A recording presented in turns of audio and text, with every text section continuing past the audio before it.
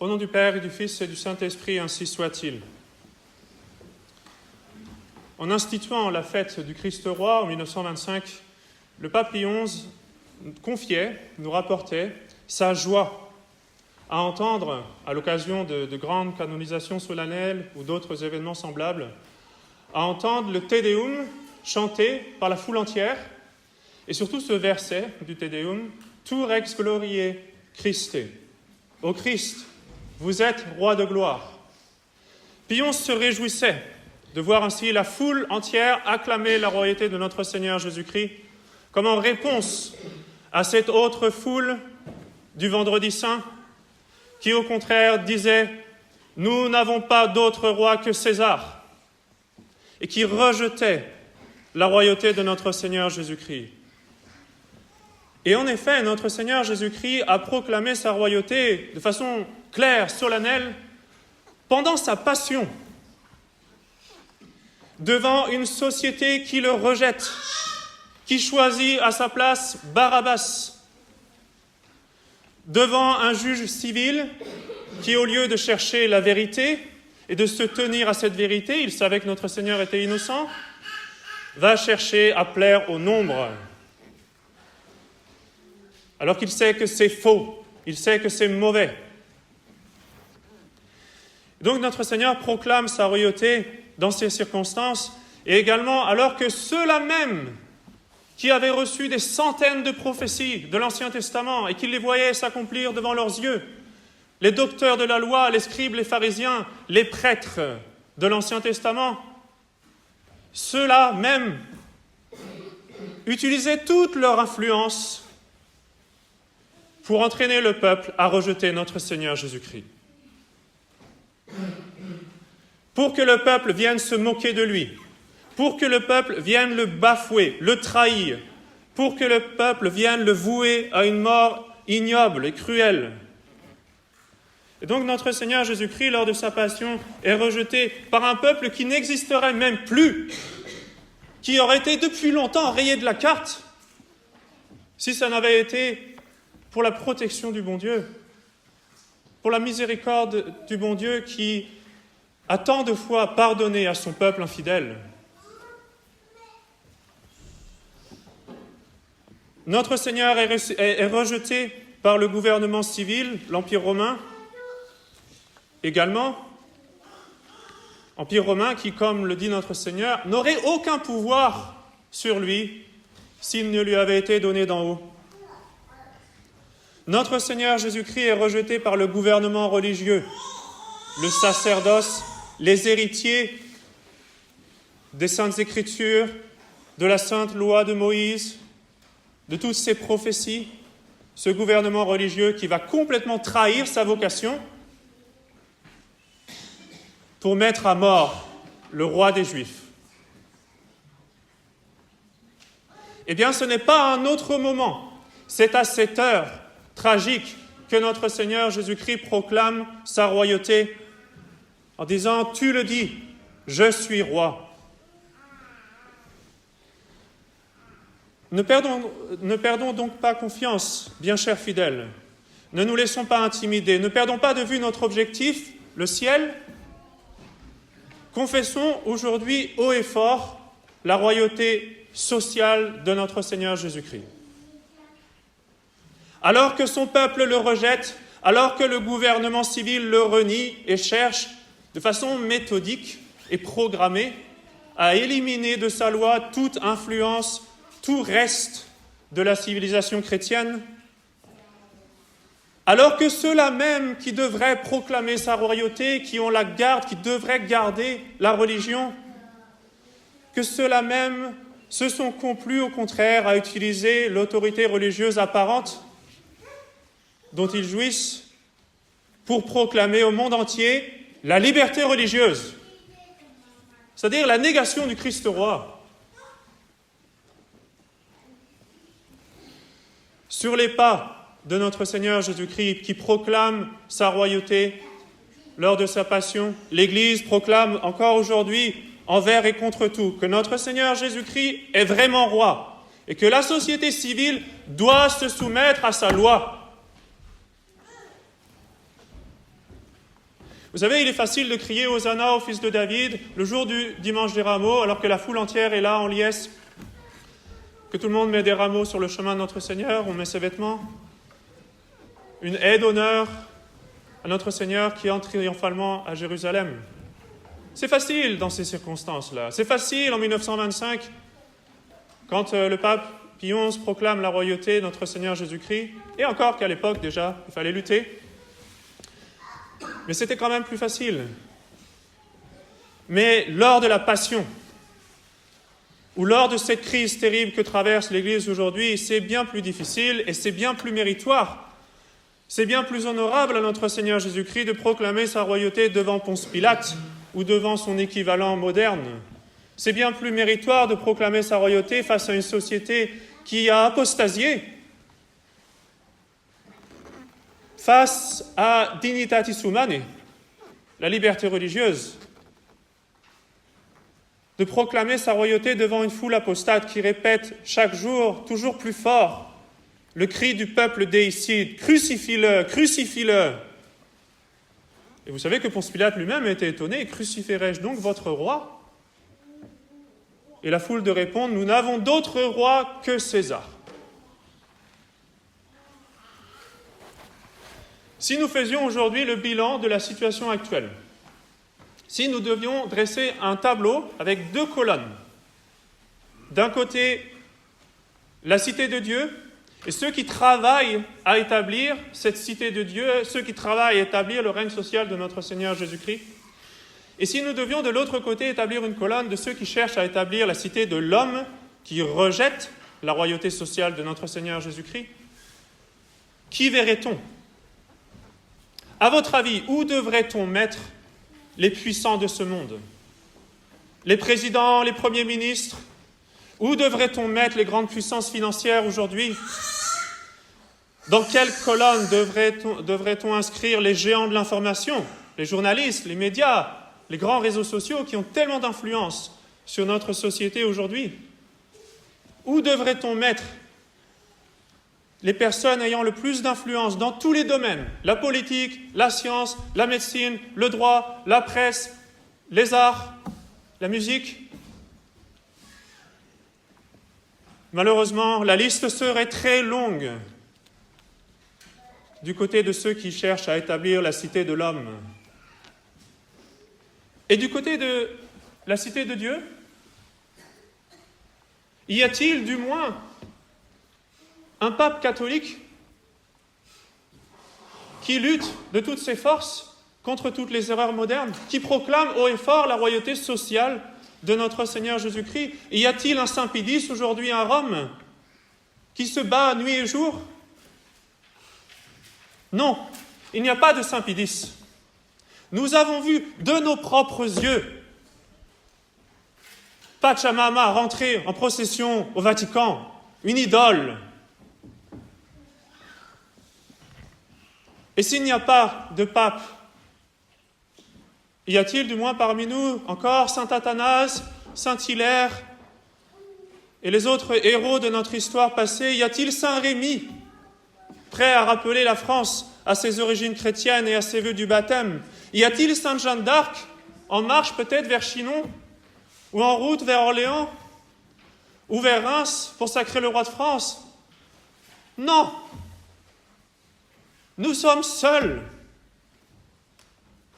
Nous sommes seuls, nous paraissons seuls du moins. On dirait que le bon Dieu laisse faire temporairement. Qu'allons-nous donc pouvoir inscrire aujourd'hui dans notre société du côté de la cité de Dieu? Y osera-t-on même y inscrire notre nom? Ne sommes-nous pas nous-mêmes trop souvent lâches, faibles? Le bon Dieu ne nous donne pas aujourd'hui la consolation de compter dans nos rangs des thaumaturges qui fassent des miracles du matin au soir à tour de bras, comme Saint Vincent Ferrier ou beaucoup d'autres, ou qui fassent tomber la foudre du ciel, ou qui aient une mission divine toute particulière, comme Sainte Jeanne d'Arc, pour restaurer le règne de notre Seigneur Jésus-Christ. Mais qu'allons-nous donc écrire dans cette colonne de la cité de Dieu? Un jour, les historiens vont faire ce bilan. Ils vont regarder en arrière, analyser un peu ce qui s'est passé, les théologiens aussi, et ils feront ce bilan. Qu'est-ce qu'on va mettre dans cette colonne de ceux qui travaillent pour établir le règne de notre Seigneur Jésus-Christ aujourd'hui, en 2023 ? Bien chers fidèles, il ne nous reste plus rien. Mais en réalité, il nous reste tout. Parce que dans cette colonne, nous allons écrire Dieu seul, et les promesses de Dieu. Notre Seigneur a établi son Église en lui donnant les promesses que les portes de l'enfer ne prévaudront point contre elle.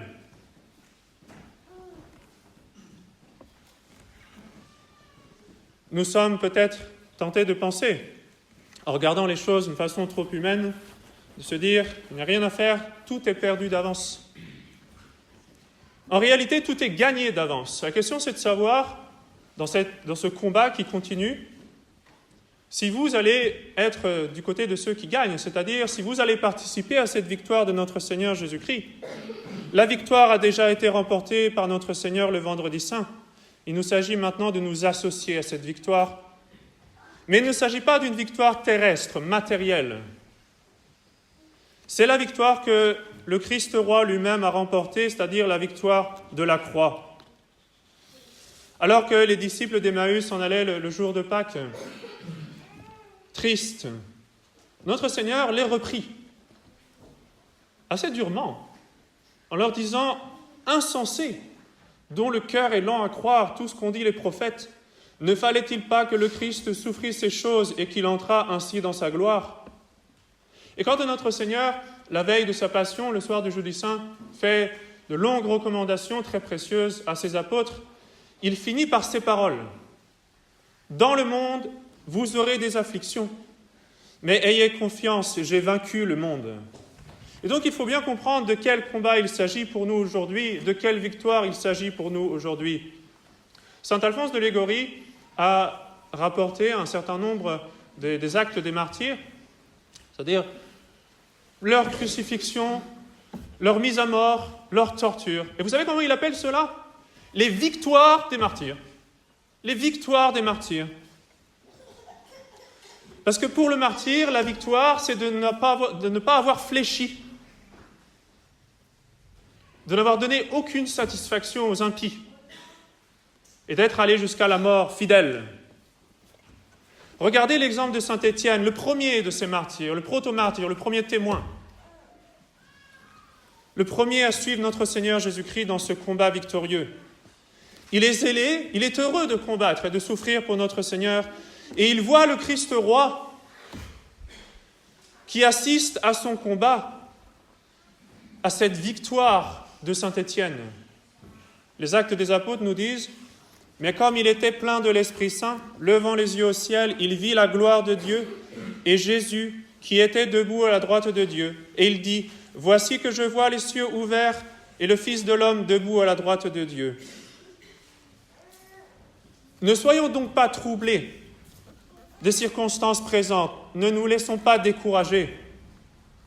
Il faut, avec les yeux de la foi, comme saint Étienne, voir le Christ roi qui assiste à notre combat et qui assiste à notre victoire.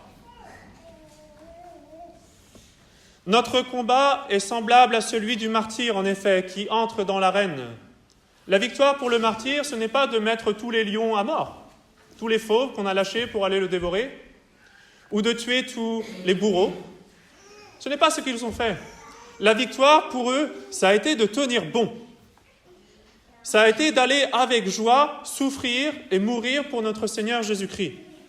Ça a été de ne pas mettre un seul grain d'encens aux idoles. Ça a été de ne donner aucune satisfaction aux juges impies qui essayaient de les faire fléchir. Voilà leur victoire. Et voilà, bien chers frères, le combat auquel nous sommes appelés aujourd'hui. Voilà la victoire dont il s'agit. Nous devons tout donner pour garder la foi, pour nous sanctifier dans un monde impie, pour faire notre salut dans une société qui de plus en plus est organisée pour la damnation des masses. Notre combat, c'est de garder la vraie foi, c'est de garder la vraie messe, c'est de garder les vrais sacrements, purs de toute compromission avec les sirènes du modernisme. Et en ceci, nous pouvons être forts malgré notre faiblesse, malgré notre lâcheté, parce qu'en ceci, il ne s'agit pas de nous-mêmes. En ceci, il s'agit des promesses que notre Seigneur a faites, il s'agit de l'indéfectibilité de l'Église, il s'agit de la force même de Dieu. Et aujourd'hui, croyez-le bien, saint Étienne lui-même nous regarde pour voir si nous allons l'imiter ou pour voir si au contraire nous allons nous dégonfler. Les milliers et milliers de martyrs des 10 grandes persécutions nous regardent pour assister à notre combat. Ce combat de l'Église militante en prise à ses pires ennemis. Les saintes les plus humbles, les plus fragiles, qui sont allés au martyre avec la force du Saint-Esprit. Pensez à Sainte Christine, pensez à Sainte Agnès. Ces petits enfants qui ont tenu bon, qui ont donné leur vie pour notre Seigneur. Ces petits enfants-là nous regardent du haut du ciel, voir si nous perdons courage à la moindre difficulté, ou bien si au contraire nous allons un petit peu les imiter, avoir leur zèle, leur fougue. Saint Athanase, Saint Hilaire, Saint Cyril, tous les saints pontifes, tous les saints docteurs de l'Église, ces héros infatigables de la défense de la foi, nous regardent. Ils cherchent à voir quel sacrifice nous sommes prêts à faire aujourd'hui pour la défense de cette foi si précieuse, pour laquelle ils ont tout donné et tout sacrifié. Nous sommes héritiers de cette foi catholique qu'ils ont protégée, qu'ils ont défendue, qu'ils ont expliquée. Nous ne pouvons pas baisser les bras. Ils cherchent à voir si nous allons nous contenter du minimum, si nous allons être tièdes, si nous allons lâchement taire notre foi avec respect humain à la première occasion. Ils cherchent à voir au contraire si nous allons, et je l'espère, lever les yeux au ciel avec foi, pour trouver courage dans leurs exemples, pour implorer les grâces qu'ils sont prêts à nous obtenir au premier signe. Saint Lazare, Sainte Marthe, Sainte Marie-Madeleine, Saint Césaire, Saint Maximin, Saint Claire, Saint Martin, Saint Maurice, Saint Melaine, et combien d'autres saints, Sainte Clotilde, Saint Rémy, Saint Louis, Sainte Jeanne d'Arc, tous ces saints, plus admirables les uns que les autres, nous regardent aujourd'hui du haut du ciel.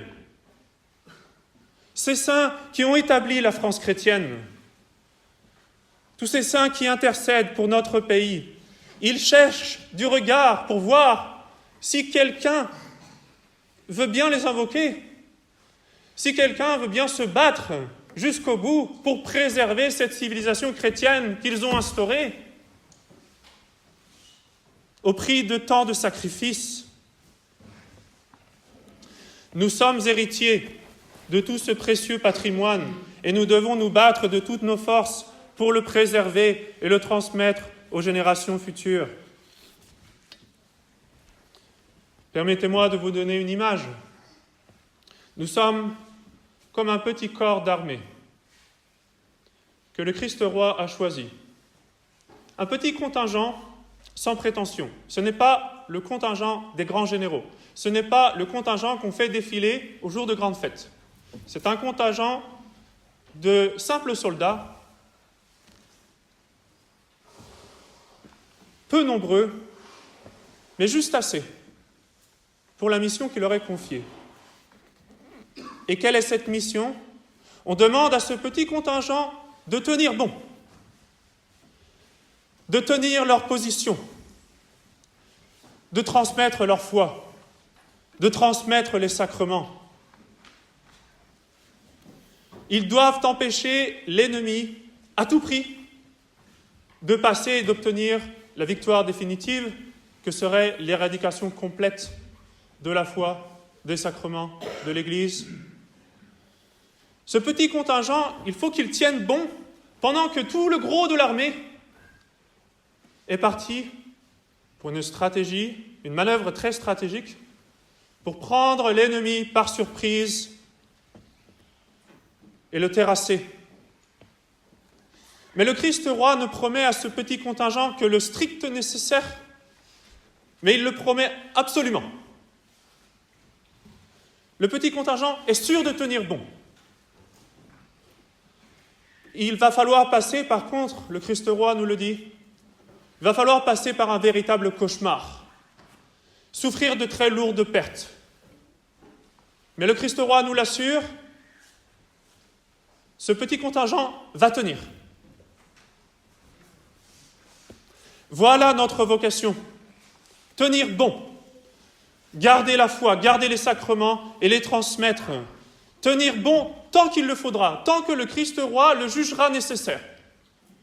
C'est lui, notre chef d'armée, nous obéissons. Nous devons lui faire confiance. Peut-être avons-nous parfois la tentation de questionner la divine providence, de remettre en cause la stratégie militaire du Christ roi. Mais souvenez-vous de ces paroles de notre Seigneur à Saint Pierre, alors qu'il était en train de se faire arrêter, prisonnier. « Penses-tu que je ne puisse pas prier mon Père qui m'enverrait à l'instant plus de 12 légions d'anges ? Comment donc s'accompliront les Écritures qui annoncent qu'il en doit être ainsi ?»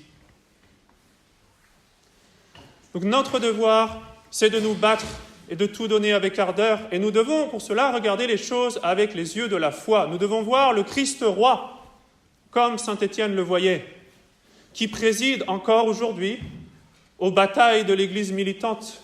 Nous devons voir ces centaines de milliers d'anges, de martyrs, de confesseurs qui nous regardent.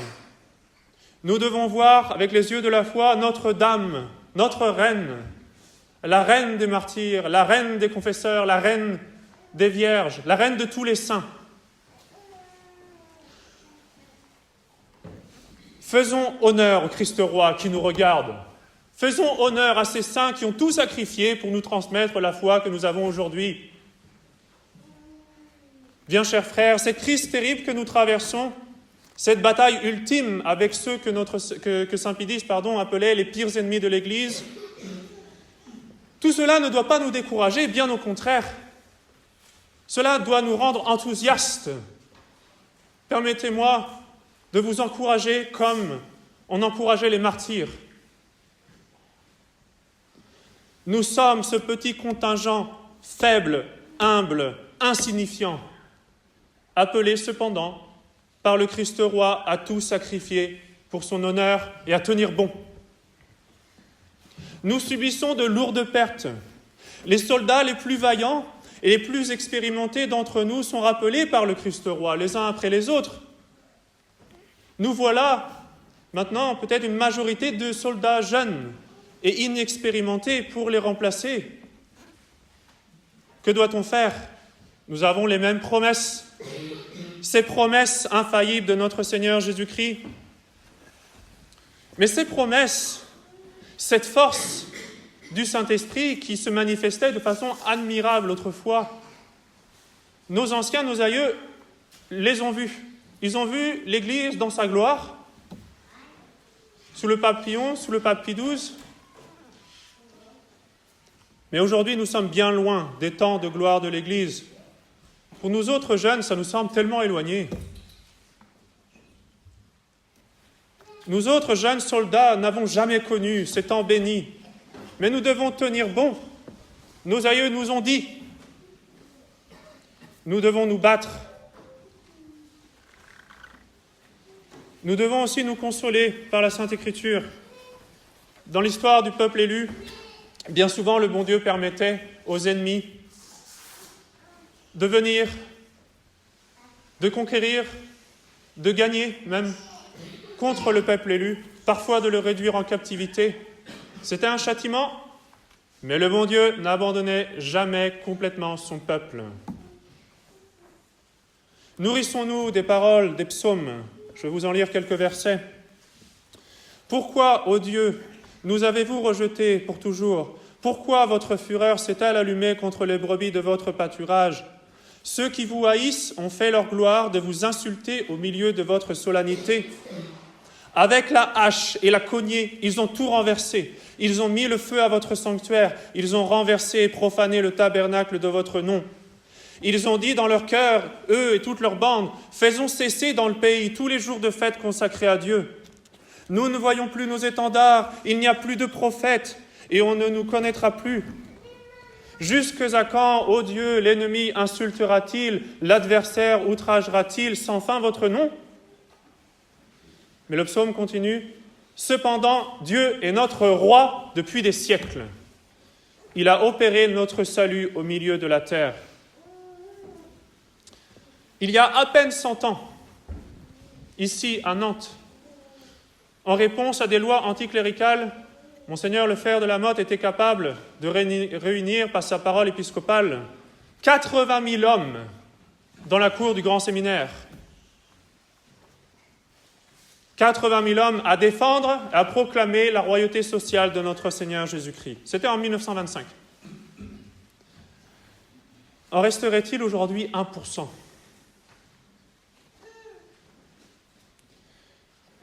Y aurait-il aujourd'hui 800 hommes?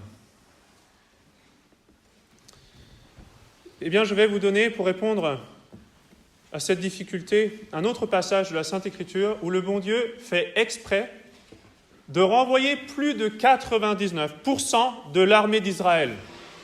C'est au chapitre 7 du livre des Juges. Le juge Gédéon a réuni une armée pour combattre Madian, les Madianites.